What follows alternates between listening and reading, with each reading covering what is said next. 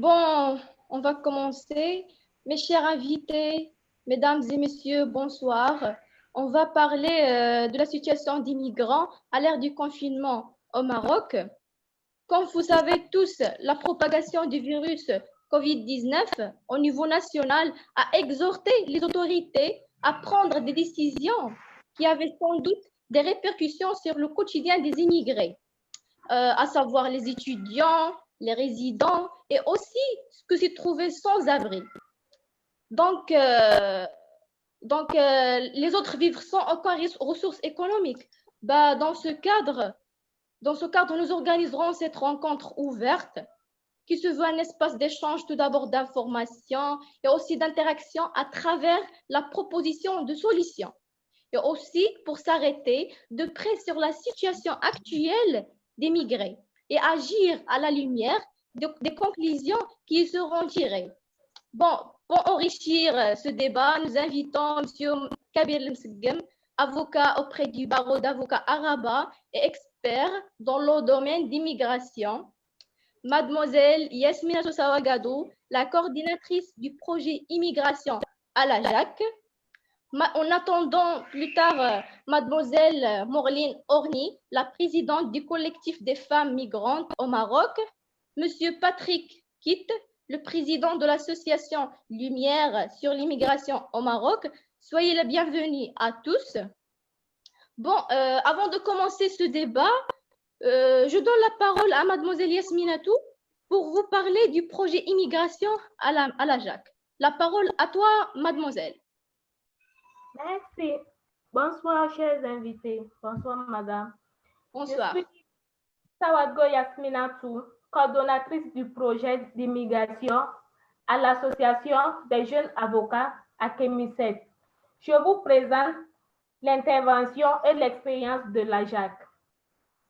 Depuis des décennies, l'immigration ou les flux immigratoires ont été multipliés à cause de divers facteurs, à savoir principalement la situation socio-économique précaire des pays africains qui a exhorté un grand nombre de leurs citoyens de chercher de nouveaux horizons pour améliorer leur situation.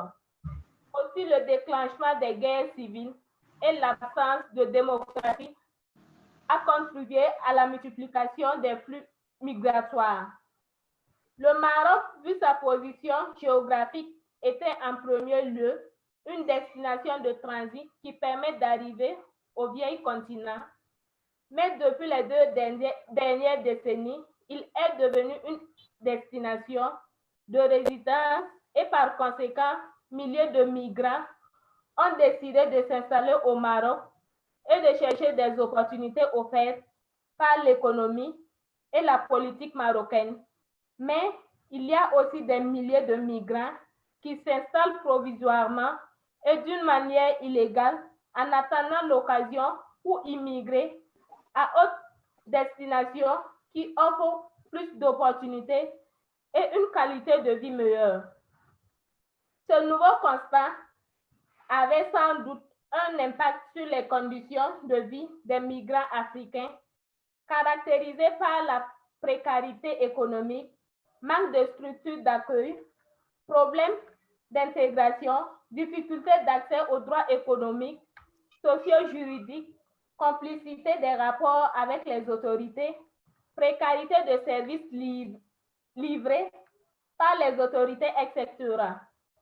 Toutefois, que le Maroc a ratifié plusieurs conventions internationales, dont la Déclaration universelle des droits de l'homme, le Pacte international relatif aux droits économiques, sociaux et culturels, le protocole facultatif annexe de la Convention internationale sur la protection des droits de tous les travailleurs migrants et des membres de leur famille, Convention numéro 143 de l'OIT sur les travailleurs migrants et la Convention de Genève relative au statut des réfugiés, la Convention sur l'élimination de toute forme de discrimination à l'égard des femmes et d'autres conventions. La nouvelle politique d'immigration et d'asile adoptée par les autorités le mobilisme de la société civile en la matière, ce sont des facteurs encourageants dans la voie d'améliorer les conditions de résidence des migrants africains au Maroc. Dans ce cadre, l'Association des jeunes avocats à Kémisset est active par rapport à ce sujet depuis sa création. Or, elle a contribué de manière effective à travers des programmes à la sensibilisation de la population locale autour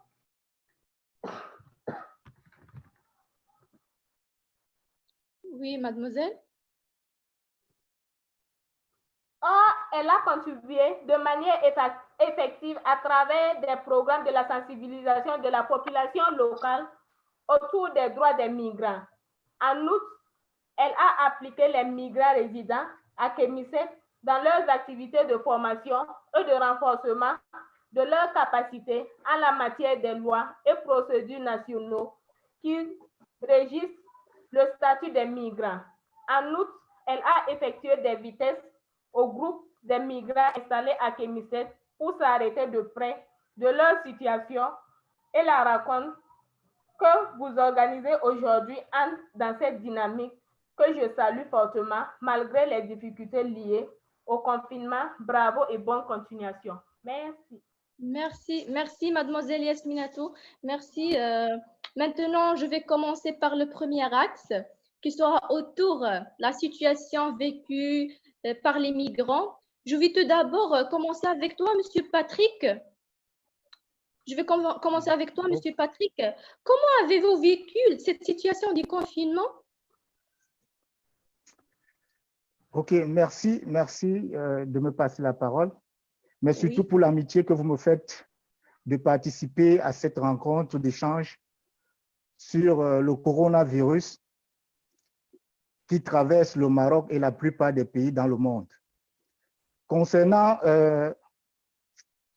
la question que vous venez de poser, permettez-moi d'abord de remercier la société civile en général pour la mobilisation exceptionnelle qu'on a observée durant toute cette période de confinement dans plusieurs pays du royaume, dans plusieurs villes, autant pour moi, dans plusieurs villes du royaume, mais surtout pour la solidarité qu'elle a apportée les migrants. Vous savez tous que les autorités ont oublié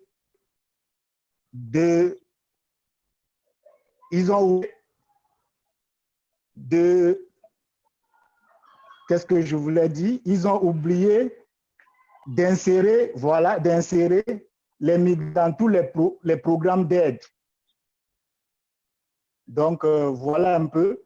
Mais depuis l'apparition du coronavirus, les migrants vivent une situation très alarmante et critique. Donc, les migrants rencontrent des difficultés qui sont liées, par exemple, au logement. Il y a plusieurs migrants qui ont été expulsés de leur logement parce qu'ils n'arrivent pas à payer, sachant que environ 80% de migrants au Maroc exercent dans le secteur informel. Et depuis ce confinement, les migrants n'arrivent pas à joindre les deux bouts. Ils ont des difficultés à manger. Ils ont des difficultés de logement. Ceux qui travaillent ont perdu leur emploi.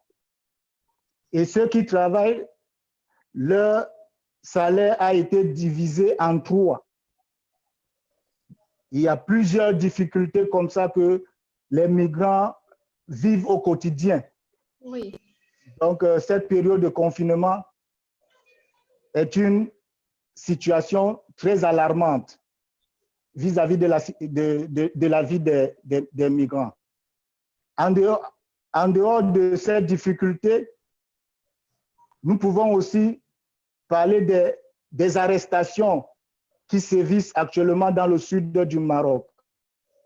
Ces arrestations qui sont parfois accompagnées par des exactions et des violences. Des migrants, on a reçu des informations de la part des migrants qui disent qu'ils sont enfermés depuis plus de 3 mois. Ça, c'est illégal.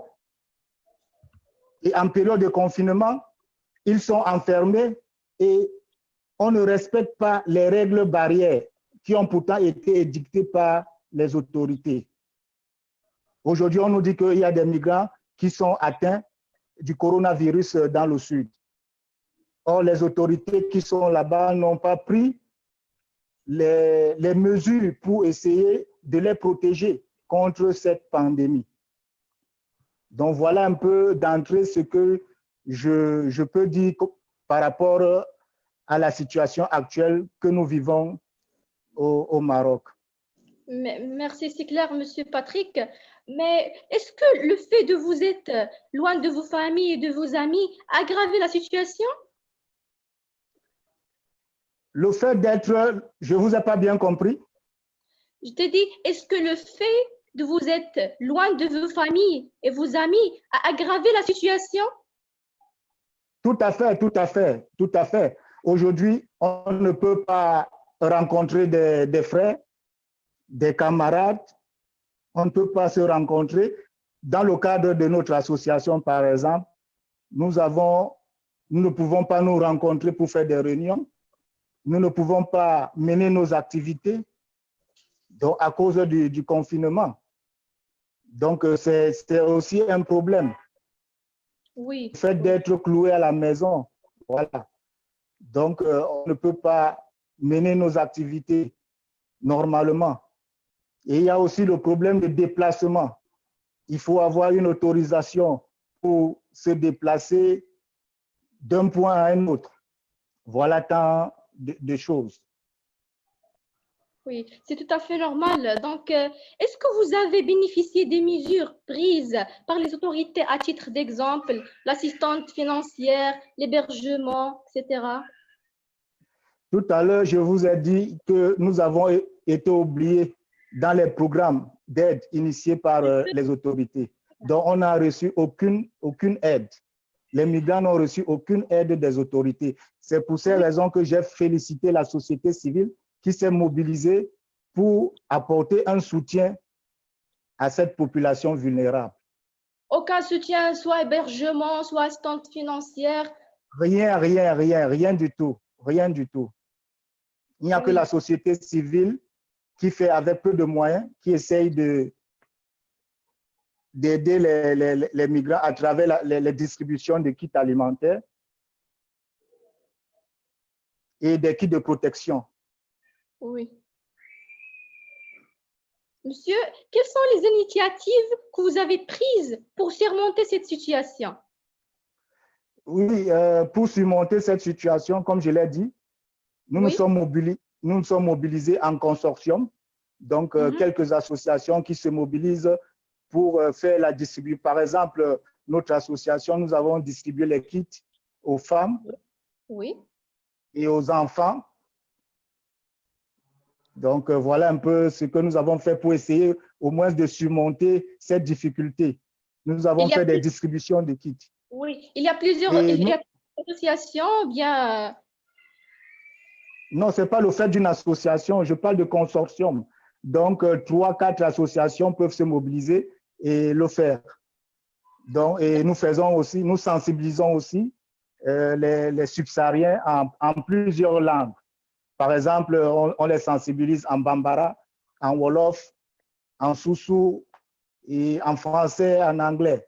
Donc, on essaie de les sensibiliser sur le respect des mesures barrières. Oui, voilà. Merci, Monsieur Patrick. Maintenant, je vais passer à la deuxième axe qui concerne respect des autorités marocaines à leur engagement concernant les droits des migrés. Afin d'enrichir cet axe, je donne la parole à Maître Kabir Nsedgem. Bonsoir, Maître Kabir. Bonsoir. Bonsoir, Maître Kabir. Afin d'enrichir cet axe, je donne la parole. Donc, est-ce que les mesures prises par les autorités ont pris en considération la situation des migrants, pardon? Écoutez, moi je crois que cette situation nouvelle dans le monde entier qui est le Covid-19 et cette épidémie quand même assez conséquente ont dévoilé assez de degrés de précarité. Votre invité, là, notre ami, le dernier intervenant, il a tout résumé quelque part. Oui, C'est une précarité légale et économique et sociale. Légale parce que je commence par le début.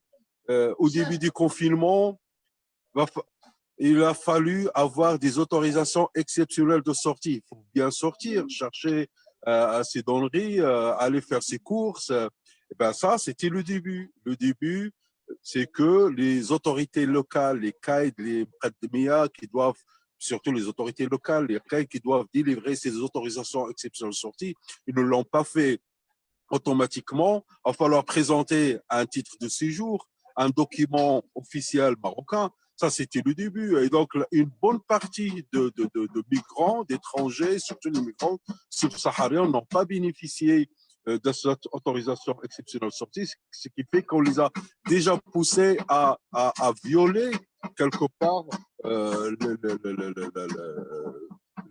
les mesures de confinement, parce que parmi les mesures de confinement, c'est avoir une autorisation exceptionnelle de sortie. Deuxième chose, c'est que les autorités locales ignorent complètement la réalité culturelle des subsahariens. On a des cas où le CAID ou les autorités locales ont délivré une seule autorisation exceptionnelle pour un appartement qui est loué par plusieurs subsahariens. Pour eux, ils sont tous de la même culture et donc une seule autorisation donnée à une seule personne peut faire l'affaire qui, c'est-à-dire que cette personne va faire les courses pour les autres alors qu'ils sont de nationalités différentes, qui ont des goûts différents, qui ont une culture différente. Ça, c'est une réalité que les autorités ignorent. Pour eux, bon, tous sont tous subsahariens, un seul suffit alors que c'est complètement aberrant. Et donc, parmi plusieurs personnes ont été justement interpellées par les autorités pour justement violence de mesures de confinement en n'ayant pas au début une autorisation exceptionnelle de sortie. Ça, de un. De deux, cette précarité légale qui revient toujours, on ne peut pas parler de l'intégration sans qu'on ait un titre de séjour. Un papa, il peut toujours aller au travail, mais à tout moment, il est objet ou sujet d'interpellation pour faute justement de titre de séjour ou de présence légale sur le Maroc, conformément à la loi 0203 relative à l'entrée au séjour des étrangers.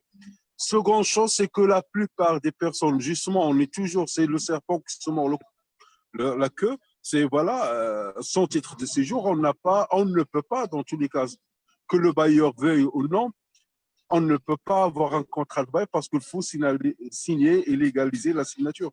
Et donc, encore, une bonne partie n'ont pas pu, comme a dit notre ami, ils sont dans le secteur informel. Et donc, voilà, les autorités marocaines ont délivré des assistances financières aux Marocains, les Ramidis, ceux qui n'ont pas du Ramed, ceux qui ont la CNSS, la caisse sociale, mais en aucun cas, on a assisté cette population. oui, Et justement. donc, ils ne peuvent pas payer le loyer. Et pire que ça, les Marocains coupent court. Une bonne partie des bailleurs ont tenté d'expulser les bailleurs de leur maison. Heureusement qu'on les a référés vers les CAID, vers les autorités locales qui, à cause du confinement, pas autre chose, mais pour raison du confinement et de protection contre la contagion, qu'ils ont justement ils sont intervenus pour que ces gens-là ne soient pas exclus ou expulsés de leur maison. Ça n'empêche pas que les bailleurs ont coupé l'eau, l'électricité. Alors, couper l'eau pendant la pandémie où on nous dit qu'il faut se laver les mains chaque 20 minutes, je ne sais pas quoi, bah, ça c'est aberrant. Mais alors que la loi relative au bail exige que le bailleur envoie une mise en demeure au locataire qui n'a pas payé au moins 3 mois Et excusez-moi, je suis dans un lieu un peu public et donc ça Oui, passe partout.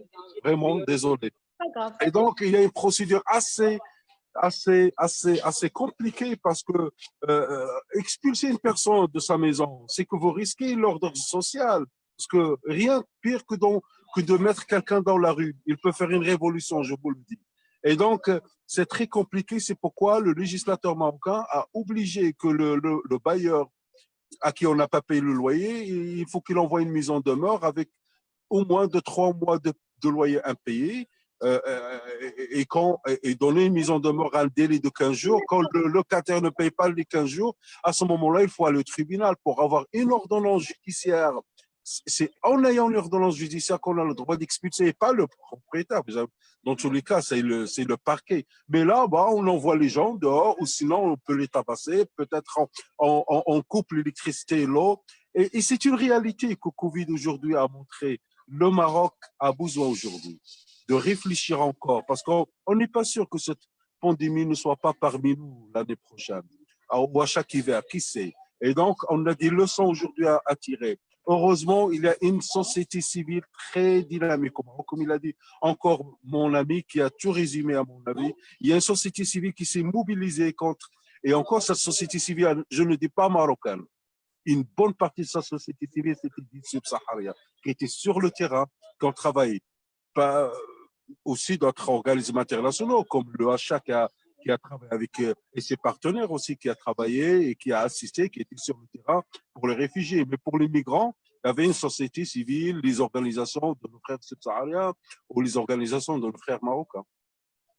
Bah, monsieur, est-ce que le Maroc a respecté ses engagements internationaux en la matière? Bah, écoutez, c'est un grand mot, les engagements internationaux, est-ce que le Maroc a respecté ses engagements internationaux? Ben, écoutez, sur quelle catégorie d'étrangers? En tout cas, euh, pour les réfugiés, le Maroc, jusqu'aujourd'hui, il peine à avoir une procédure de protection. On n'a pas toujours une procédure claire de demande d'asile au Maroc, que ce soit dans les points d'entrée, comme à l'aéroport, comme pas du tout. On n'a pas des centres de rétention pour les migrants qui sont en situation irrégulière. La loi 0203 parle d'un centre ou de centres de rétention dont un décret va réglementer le fonctionnement et le nombre, mais on n'a jamais eu ces centres. Et donc, les autorités font avec ce qu'ils ont des lieux qui ne sont pas formellement de rétention. Et on y met la preuve des cas du Sud, des cas du Nord aussi, des fois avant cette pandémie, où on met les gens dans les halls des commissariats parce qu'on n'a justement pas des centres de rétention des étrangers ou des migrants en situation régulière, parce qu'il n'y a pas. Voilà, ça c'est un problème pour moi aussi. Oui, oui, oui, justement. Est-ce que les lois nationales suffisantes pour constituer une garantie pour protéger les migrants dans le cadre du confinement? Il n'y avait pas de loi assez détaillée sur le confinement. Vous savez, il y avait ce décret d'état d'exception sanitaire qui parle il parle des mesures de confinement, mais il n'a pas fait de différence entre les étrangers et les nationaux. Euh, Oui. mais au-delà de ça, il y a aussi la question quand quelqu'un ou un étranger a violé les mesures de protection, certainement, il sera traduit. On avait des cas qui ont été traduits. Et devant la justice, ça c'est encore un autre volet, c'est l'accès à la justice pénale. Il y avait des étrangers qui ne parlent pas notre langue, qui est l'arabe. Est-ce qu'il y avait des traducteurs? Il n'y avait pas de traducteurs. Qui fait la traduction? Ce sont des avocats, mais ces avocats même, ils ne font pas de la traduction simultanée. Et donc, ils traduisent ce que le juge demande ou ce que le juge dit, oppose comme question à l'inculpé et répond et traduisent la réponse de cet étranger. Encore déjà, traduire et trahir, ils sont de la même famille. Mais pendant les plaidoiries de l'avocat ou les plaidoiries de parquet, cet avocat qui est traducteur ne traduit pas tout. Et à la fin du procès, le juge demande à l'inculpé s'il a quelque chose à ajouter, alors qu'il n'a pas entendu la moitié pendant la garde à vue, la police judiciaire au Maroc, dans le code de procédure pénale, notamment l'article 24, donne le droit à l'officier de l'état civil de procéder à l'audition de cet étranger sans faire recours à un traducteur s'il estime qu'il parle la langue. S'il estime, c'est très subjectif. Moi, je peux toujours estimer que je parle anglais, mais bon, vous savez les jeux de mots. Le français, c'est pas le français. Voilà. Et là, tout le problème, quand on présente un inculpé devant le parquet, eh ben, il n'y a pas de traducteur. Et quand on est devant la cour, il n'y a pas de traducteur. C'est très rare où il y a traducteur. Maintenant, avec le confinement, ce qu'on appelle le procès à distance qu'on fait aujourd'hui, il n'y a pas de problème. La Cour d'appel, la Cour européenne, elle a dit qu'il n'y a pas de problème d'avoir des procès à distance s'il le faut en état d'urgence. Il n'y a pas de problème, ce n'est pas une violation des garanties de procès équitable, mais elle a dit, la Cour européenne, qu'il faut qu'il y ait une communication fluide et solide et qu'on entend très bien, alors qu'aujourd'hui, devant le tribunal, moi je vous dis, j'ai assisté à des procès, la qualité, on n'a pas, et encore, c'est pas très compliqué d'avoir des techniques de communication. Regardez, nous maintenant, on est sur Soul Life là, et on s'entend très bien. Alors que je vous dis, entre l'administration pénitentiaire et le tribunal, eh ben ça zigzag, on n'entend pas, on entend très mal, il n'y a pas de haut-parleur,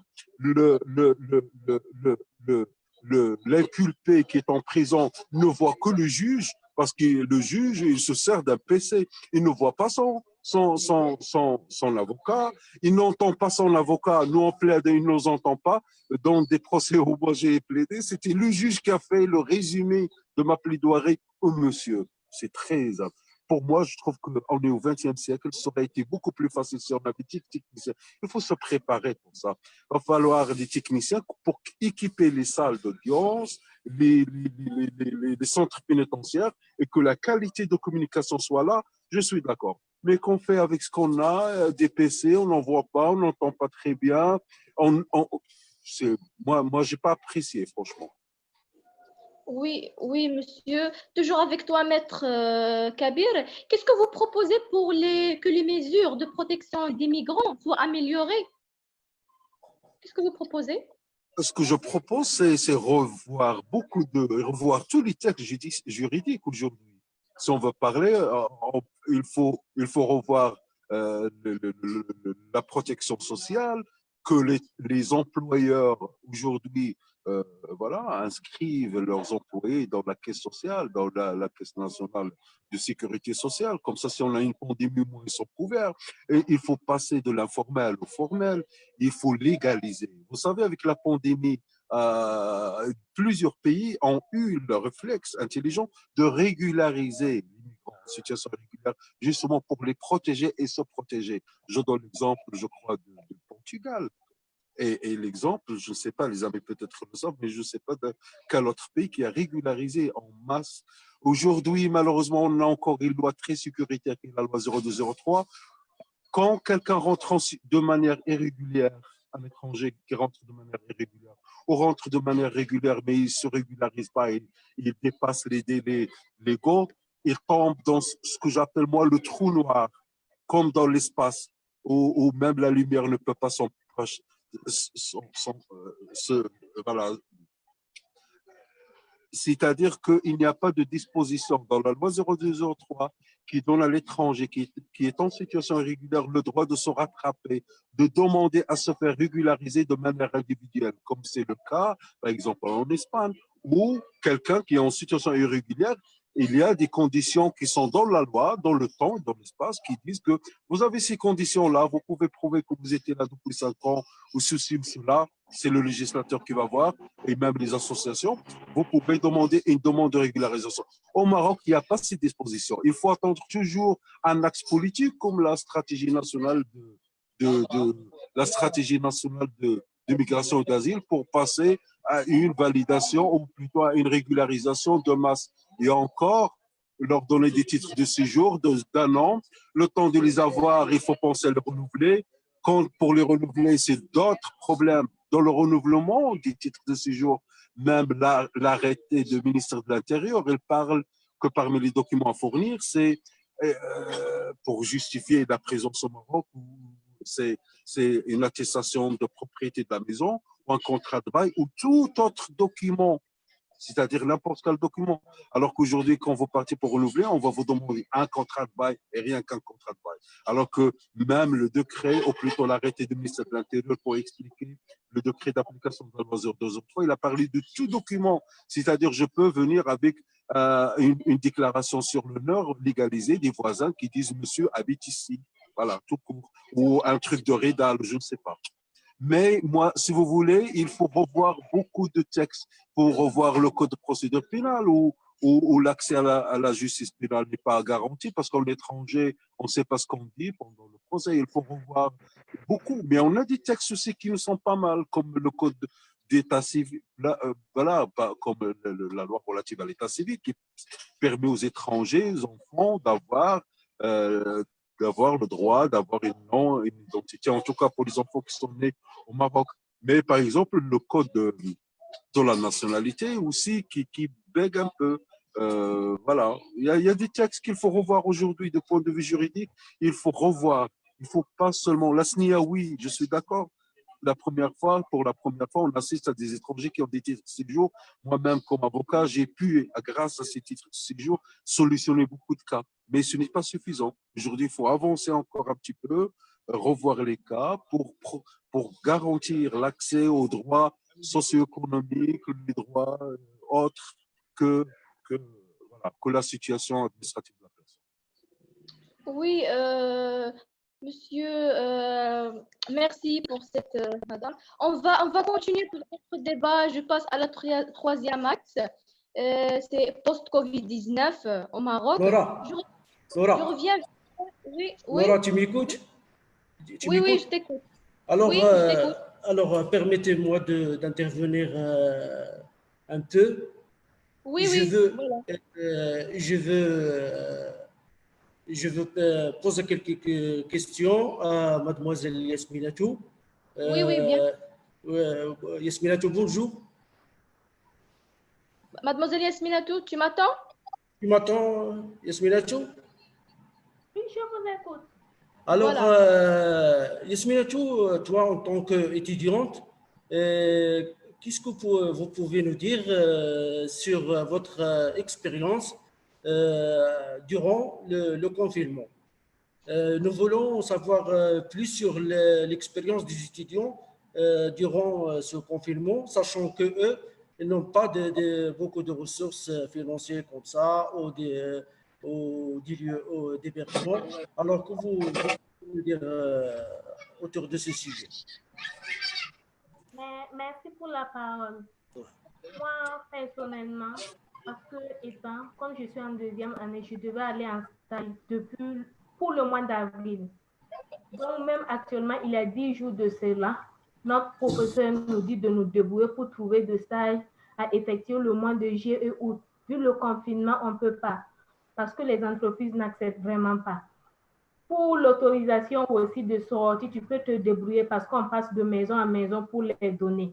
Mais l'autorisation de circulation, je vous dis et je vous le redis, j'ai passé 2 jours à la préfecture de Salé. Le premier jour, je suis partie à 10 h, revenue à 20 h à la maison. Le deuxième jour, c'est à 22 h, moi je suis rentrée avec mon autorisation à la maison. Donc, je trouve que ce n'est vraiment pas facile. Vu concernant côté nourriture aussi, parce que ceux qui vivent à l'internat, ils prennent eux-mêmes en charge. Au début, on leur donnait à manger, mais pour le moment, ce n'est plus le cas. Donc, on a vraiment des difficultés à survivre pour le confinement.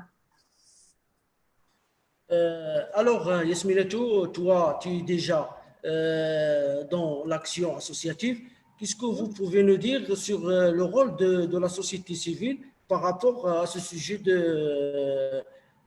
d'amélioration de la situation des immigrés durant le confinement?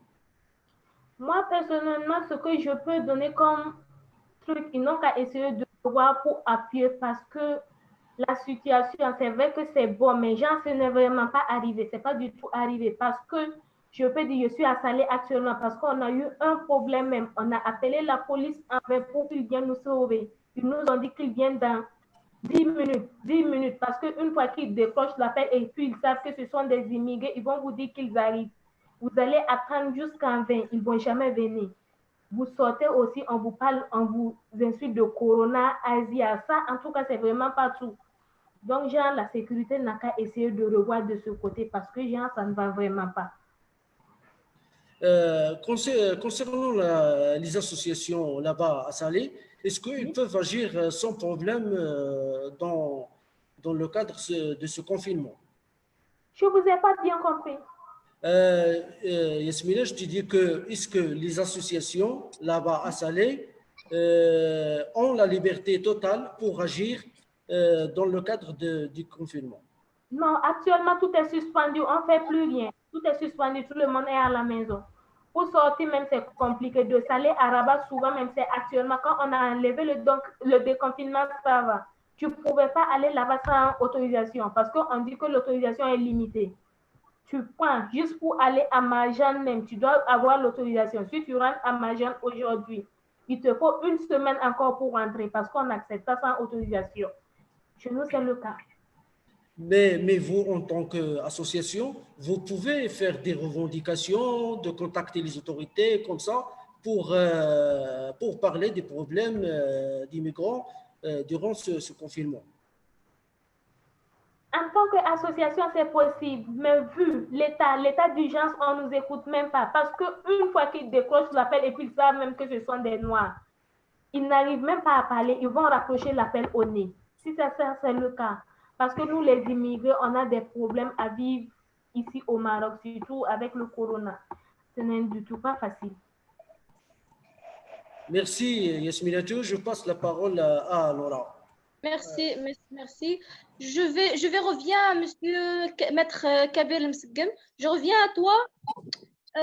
S'il vous plaît, quelles mesures la société civile peut entreprendre afin de documenter les cas d'abus de personnes migrantes durant le confinement ainsi que des périodes post-pandémiques? Je vous ai mal entendu. Pourriez-vous répéter votre question, s'il vous plaît? Bien sûr, monsieur. Quelles mesures la société civile peut entreprendre afin de documenter les cas d'abus de personnes migrantes durant le confinement, ainsi que des périodes post-pandémiques? Écoutez, ça, je ne suis pas rodé sur le travail des associations. Peut-être eux, ils seront mieux placés pour bien savoir comment documenter. C'est un travail d'association, de documenter les cas et tout. Ça ne fait pas partie de mon travail en tant qu'avocat, mais peut-être les amis savent comment faire.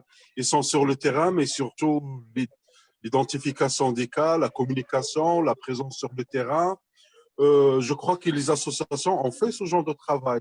Je crois qu'ils ont documenté, il y avait des groupes de travail, de protection qui ont permis justement de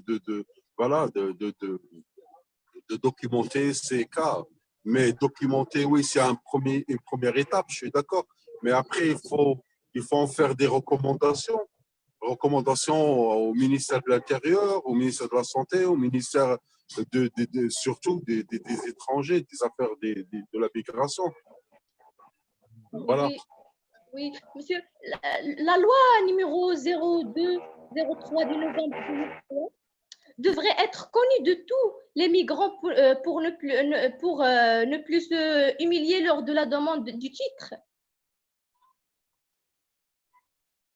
Bien compris. La loi 0203 0203, le 11 novembre 2003, devrait être connue de tous les immigrants pour ne plus se humilier lourd de la demande du titre.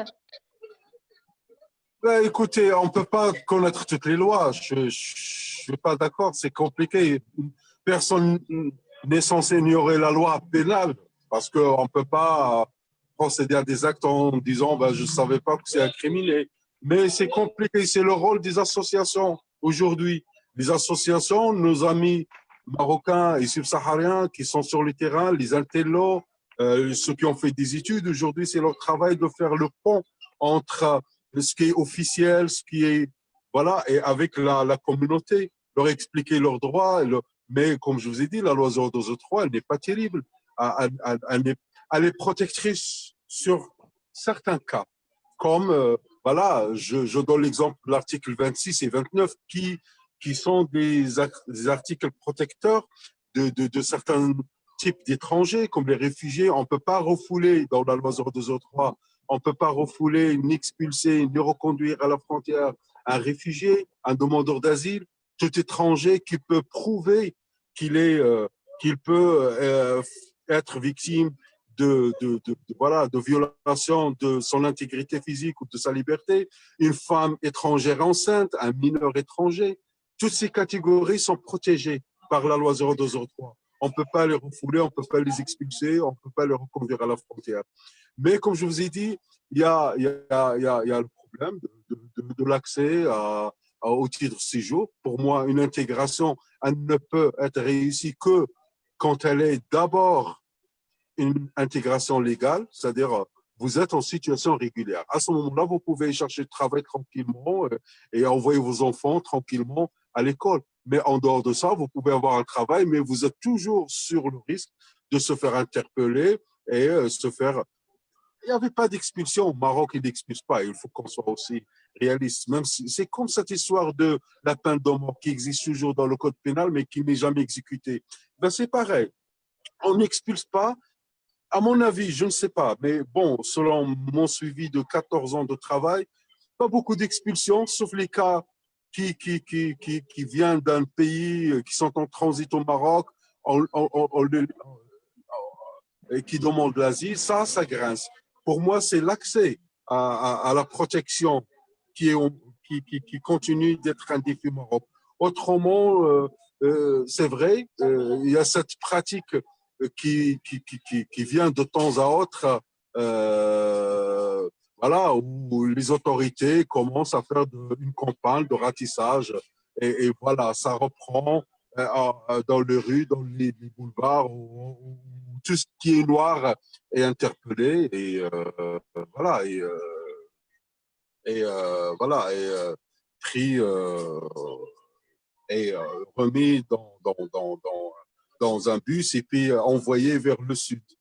Mais pas expulsé, pas reconduit à la frontière, mais le statut juridique de la personne est touché puisqu'il n'est plus libre, même si ce n'est que pour une 24 heures, mais il n'est plus libre puisqu'il est interpellé, puisqu'il est mis en bus et puisqu'il n'est pas sur la place où il choisit. Alors, il vit à Rabat, mais il se retrouve à Berkane ou à Tiznit. Oui. Ah oui, je suis d'accord avec vous. Oui, merci, Monsieur Kabir. On va continuer notre débat et je passe à... S'il vous plaît, moi, je n'ai plus la batterie qui est sur 4, malheureusement. Et donc, je crois que, si vous permettez, peut-être, hein, si ça décharge. Voilà. D'accord, maître. Merci pour votre présence. Merci beaucoup. Très bonne journée. Merci à toi. Malheureusement, Monsieur Kabir, il a un problème de la charge de téléphone. Donc, on va continuer. Notre débat. Je passe à la troisième axe de post-Covid-19 au Maroc. Je reviens vers toi, Monsieur Patrick, encore une fois. Oui, Monsieur Patrick. Oui, je vous écoute. Oui. Comment imaginez-vous la situation des migrants après le déconfinement, monsieur? Mais la situation, elle sera pareille. Pendant le confinement, la situation a été alarmante et critique. Après le confinement, ça sera pareil. Donc, je ne pense pas que les choses vont évoluer parce que jusqu'à présent, nous sommes dans un processus où c'est petit à petit, donc c'est graduellement, le déconfinement est graduel. Donc, je ne sais pas si les migrants qui avaient fermé, par exemple, les restaurants, les boutiques, s'ils vont, avec le temps, ça va reprendre. Mais pour le moment, je pense que ça sera toujours difficile. Ça sera difficile parce que, comme je l'ai dit tout à l'heure, 80% de migrants subsahariens sont dans l'informel. Donc, ils vont dans nos différents pays, par exemple au Sénégal, en Côte d'Ivoire, ils achètent la marchandise et ils reviennent avec la marchandise. Mais pour le moment, les frontières sont fermées. Du coup, il n'y a pas de marchandises. Il n'y a pas de marchandises parce que les frontières entre le Maroc et la Mauritanie est encore fermée. Donc, on espère que avec le temps, les choses vont s'améliorer. Mais pour le moment, nous demandons aux autorités de faire quelque chose, de venir en aide aux personnes migrantes, de contacter les bailleurs et leur demander de laisser les migrants ne pas payer en cette période de confinement. Les autorités peuvent régler cela. Donc, c'est la première des choses. Maintenant, il y a des associations qui donnent des kits alimentaires. Les autorités peuvent aussi en faire autant, comme ils en font pour les Marocains. Je vois les Marocains qui vont dans BIM prendre des kits alimentaires. On peut aussi le faire pour des migrants. Donc, voilà un peu la situation. Pour que ça change, il faudrait que les autorités aident vraiment les migrants. Parce que s'ils ne le font pas, les migrants ne pourront pas s'en sortir. Tout à l'heure, Maître Kabi a parlé des choses très pertinentes. Oui. Pour relever, par exemple, l'économie, je pense que les autorités marocaines vont aider tous les opérateurs économiques. Et c'est aussi, ils peuvent aussi le faire pour les migrants qui ont des petits commerces, qui ont vu certains de leurs produits qui sont périmés aujourd'hui, qui vont jeter à cause du confinement. Il faudrait maintenant qu'ils renouvellent leurs boutiques avec la nouvelle marchandise. Donc, si on ne les aide pas, comment est-ce qu'ils pourront survivre? Ils ne pourront pas survivre. Donc, tu as posé une question tout à l'heure à Maître Kebi par rapport au travail de la société civile. Mais la société civile a fait un mémorandum aux autorités où ils ont demandé aux autorités d'aider les opérateurs économiques, ceux qui font dans les petites et moyennes entreprises pour relever cette économie. Et ils ont aussi, dans ce mémorandum, on parle aussi de l'aide aux subsahariens. Parce que nous aussi, nous portons aussi à l'économie marocaine. Donc, il faudrait que les autorités tiennent compte de cela. On ne peut pas aider les Marocains et laisser les subsahariens, alors que nous vivons dans le même pays. Vous voyez un peu? Oui, oui, monsieur. Il y a une autre question. Quelles mesures initiatives vous allez prendre après ce déconfinement? Je ne vous ai pas bien compris là. Je te dire, quelles mesures initiatives vous allez prendre après ce déconfinement? Je pense que le déconfinement ne veut pas dire que la maladie a été éradiquée. Il faut faire très attention. Voilà.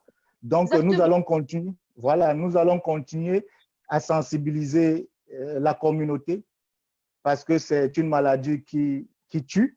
Donc, il faut continuer à les sensibiliser pour le respect des mesures barrières. Oui, oui. Monsieur, avant de terminer cet épisode, j'aurai le plaisir de parler et d'approfondir ce sujet en large et en longue dans d'autres émissions. Je vous remercie tous d'avoir répondu présent à cette émission et d'avoir répondu à toutes mes questions. Merci énormément mes invités. Avant de dire au revoir, je donne la parole maintenant aux participants, qu'il s'agisse d'interventions. Vous veuillez chacun 15 minutes, pas plus. Vous la parole.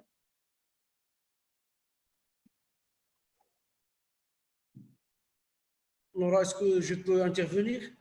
Oui, oui. Voilà, pour les invités, ils peuvent nous parler de leur expérience, de leurs propositions, de leurs revendications comme ça, autour de cette problématique. Et qu'est-ce qu'ils proposent pour s'en sortir. Ils peuvent tous intervenir, mais on va donner 1 minute ou 2 minutes pour chacun. Oui. Vas-y, à vous la parole. À vous la parole.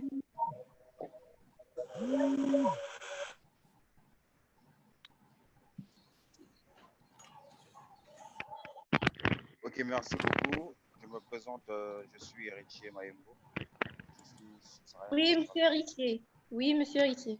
d'origine congolaise. Je suis étudiant à l'ITEL. Ce confinement n'a pas été facile à gérer, je vous rassure. Toutes ces personnes qui ont parlé précédemment ont été très, très explicites. Ils ont étalé tout ce qu'il fallait dire en ce moment. La vie est très difficile. Monsieur Héritier, volume, s'il te plaît, volume. La vie est très difficile en ce moment au Maroc. Déjà, le confinement, il est après le confinement, ça va être encore. Déjà, étant étudiant, partir de son pays par les conditions dont vous connaissez et être ici et encore faire études en ligne, chose qu'on n'a jamais fait, c'est très difficile pour nous. Donc, les propositions peuvent être nombreuses. On ne peut pas les étaler, mais la moindre des choses serait seulement, comme a dit M. Patrick dans précédemment, que le gouvernement prenne en charge au moins ceux qui sont arrivés ici, certes illégalement, mais comme l'État marocain et fait partie de la Convention des droits de l'homme, de les prendre au moins en charge. Au moins, nous, les étudiants, nous, on est peut-être particulièrement pris de côté parce que nous avons la possibilité de nous prendre en charge vu les conditions dont nous connaissons. Mais pour d'autres personnes, c'est très difficile. Les associations qui sont en place n'ont possiblement pas les moyens d'assoupir à tout ce qui se passe. En tout cas, si cette émission, déjà, de ce que vous faites de cette émission, c'est une très bonne chose. Si elle peut avoir une large diffusion envers les gouvernements du Maroc, en tout cas, ça va être une très bonne chose. En tout cas. Merci beaucoup. C'est ça l'essentiel, monsieur. C'est ça l'essentiel. Merci. Quelqu'un d'autre, s'il vous plaît. À vous la parole. OK. Allô? Oui, allô? OK. Oui, je pense que le point vient de dire ce qu'il faut vraiment. Exactement, chaque fois, les autorités ont toujours bloqué la société civile. Ils ne veulent jamais que la société civile dans quoi que ce soit. Un événement pareil, normalement, les autorités devaient travailler en synergie avec la société civile. Donc, nous demandons aux autorités d'impliquer la société civile, de mettre des moyens à leur disposition pour pouvoir venir en aide parce que présentement, il s'agit d'une situation humanitaire. Il s'agit d'une situation humanitaire. Donc, nous sommes sur le terrain et nous voyons la précarité, la vulnérabilité que nos frères vivent.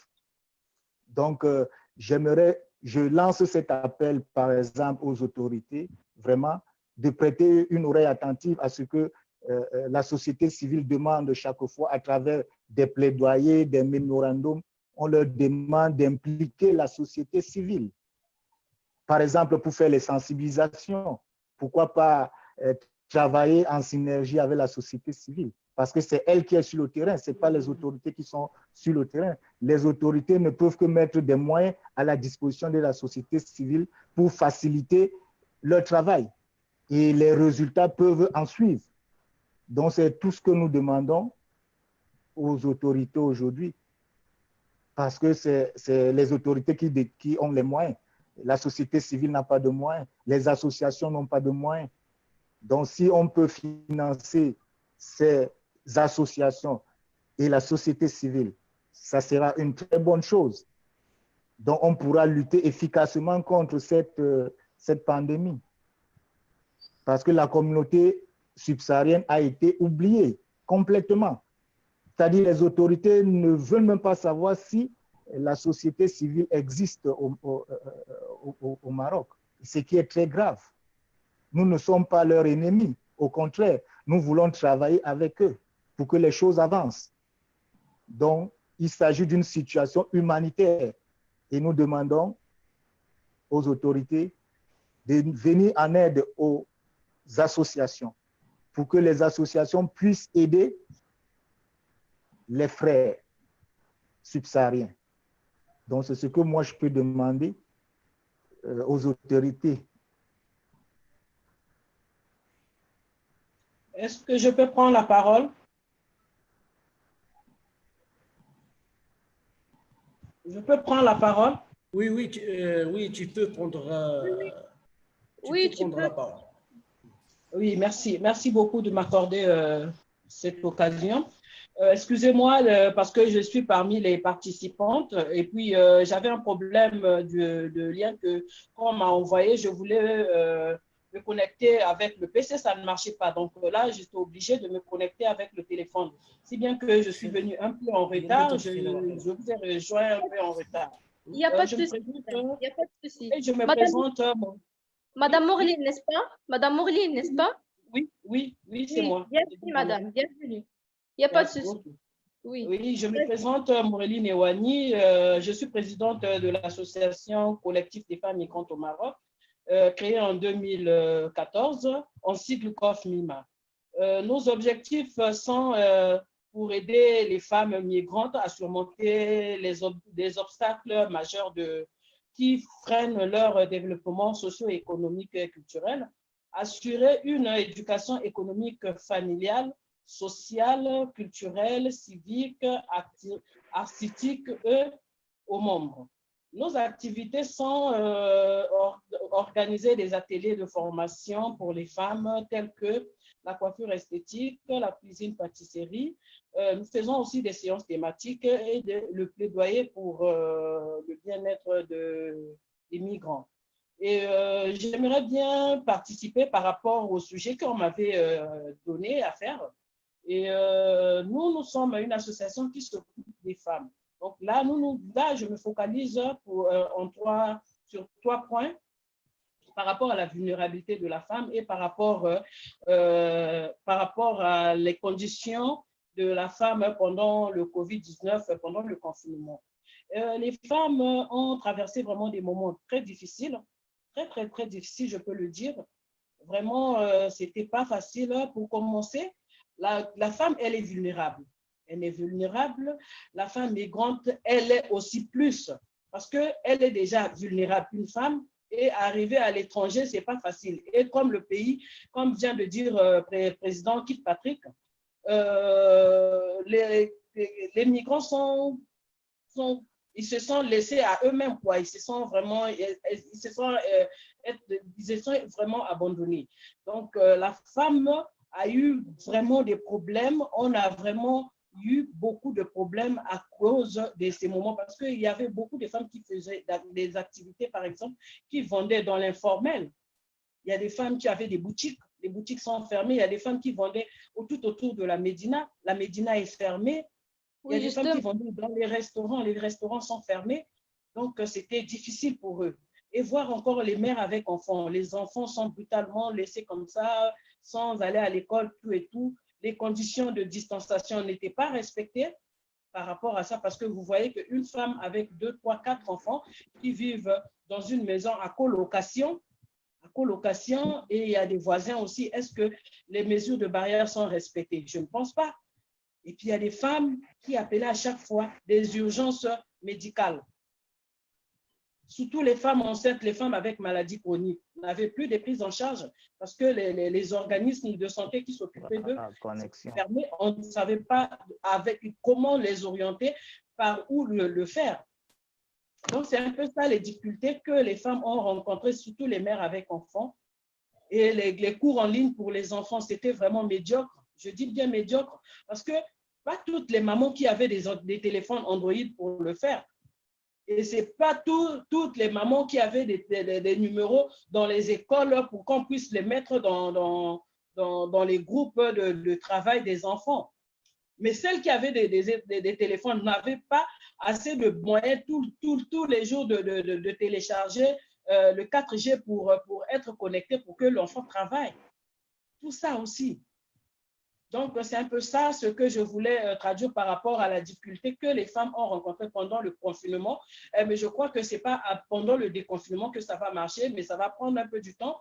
Donc, j'aimerais bien attirer l'attention par rapport aux autorités, par rapport à cette situation de la femme migrante.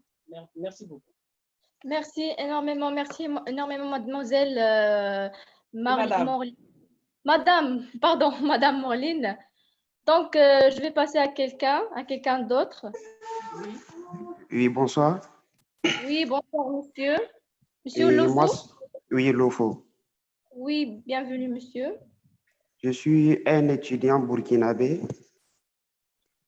et vivant en Tiznit. Bon, moi particulièrement, pendant le confinement, j'ai eu des sérieux problèmes côté cours en ligne là. Parce que vu la connexion, si tu n'as pas la connexion, c'était un peu compliqué. Et vu qu'il y avait un confinement, pour avoir des mégas, c'était un peu compliqué. Donc, et en plus de ça, on n'était pas habitué à suivre les cours en ligne. Donc, c'était vraiment compliqué. Et au-delà de ça, la vie de l'internat, c'est vraiment pas du jeu. Et j'aimerais en tout cas, si possible, si la société civile pouvait voir ce cas aussi, comme et ils ont si bien dit, il faudra que le gouvernement, en tout cas, encourage la société civile en les finançant, c'est eux les hommes du terrain, et en les donnant les mesures adéquates pour l'accompagnement de la vie des migrants ici au Maroc. Voilà, merci. Merci, monsieur Lofo. Quelqu'un d'autre?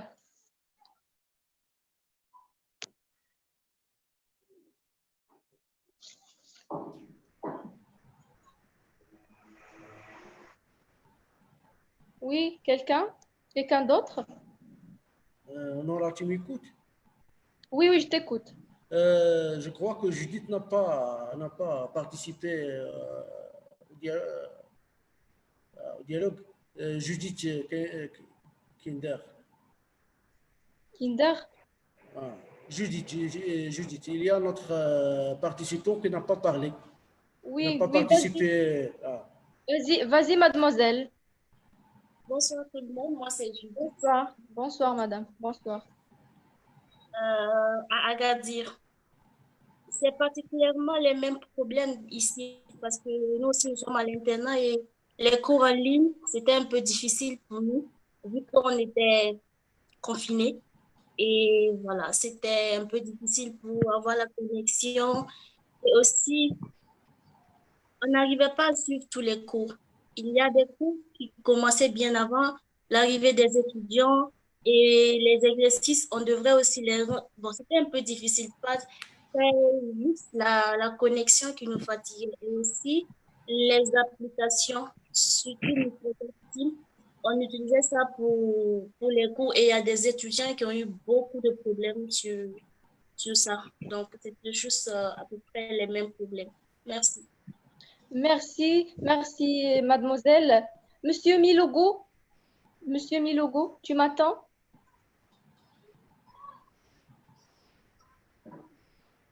Oui, je vous entends. Voilà, à vous la parole, monsieur. À vous la parole. Ouais, bon, moi c'est Milogo Abdraman. Je suis étudiant en première année de thèse à l'ENSET de Rabat. Bon, il faut, en fait, je pense que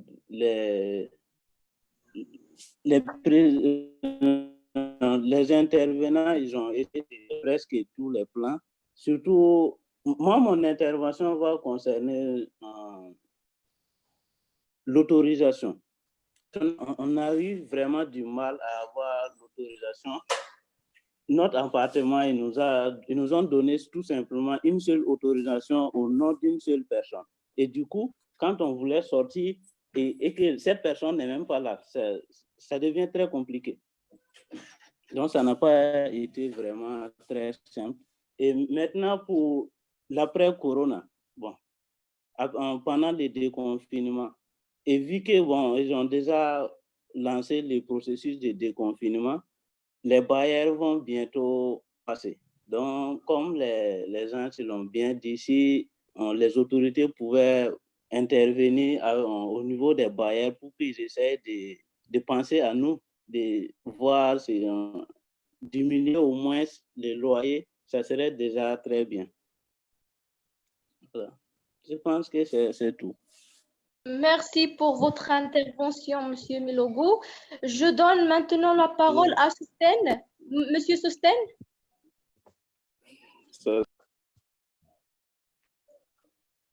Monsieur Sosten, tu m'attends?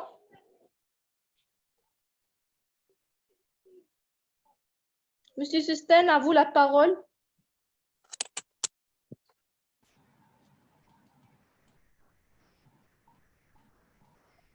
Monsieur Traoré, Monsieur Traoré. Oui, bonsoir. Oui, bonsoir monsieur, à vous la parole. Moi, c'est Traoré Abdoudraman. Enchanté, enchanté. Étudiant en 3e année dans une université privée. Université privée? Oui. Ah oui. Et comme mes camarades l'ont si bien dit, bon, actuellement, bon, il y a concernant tout simplement les maisons, mais moi, je parle aussi pour la scolariser. Bon, actuellement, on a fait à peu près tout simplement que le premier semestre seulement à l'école. Et pour le deuxième semestre, on a été obligé tout simplement de le faire à la maison. Et je me demande réellement si on doit continuer, si on doit payer tout simplement tout le reste de la scolarité, vu qu'on a utilisé tout simplement notre argent pour payer la connexion. Puisque la plupart tout simplement dans les maisons, si tout le monde est là, si tout le monde doit prendre tout simplement les cours normalement en ligne, ça sera compliqué pour la connexion pour tout le monde. Donc ça aussi, c'est un autre problème.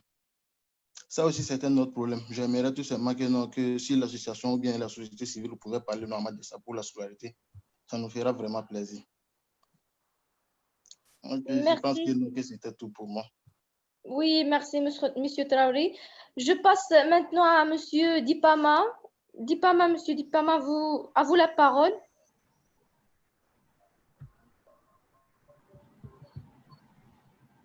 Monsieur Dipama, à vous la parole, s'il vous plaît.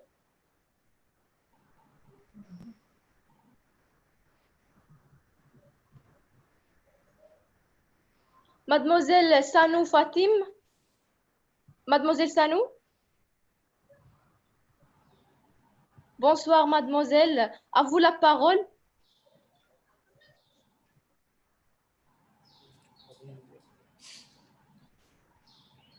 Mademoiselle, volume, s'il te plaît, volume.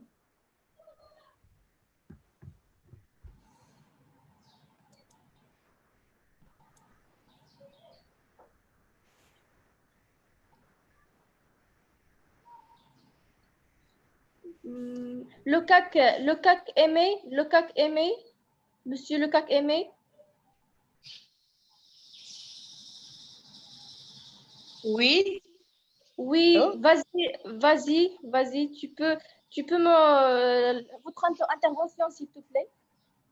Mais c'est pas moi, c'est Moreline. Moi, je ne suis pas programmée. Ah, d'accord. D'accord, madame, d'accord. Donc, Madame Sanou. Volume, madame, volume. Il y a un problème de volume.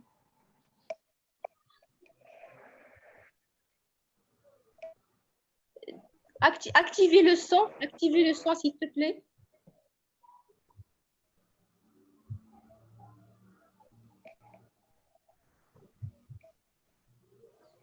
Mademoiselle Rosa.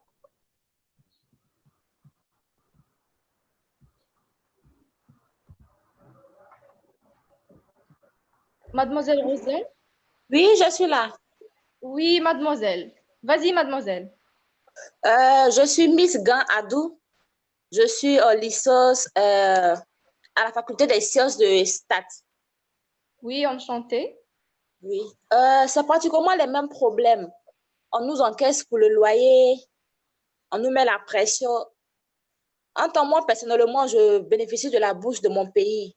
Mais à cause du corona, c'est vraiment difficile d'avoir l'argent en ce moment. Donc, il y a trop de pression.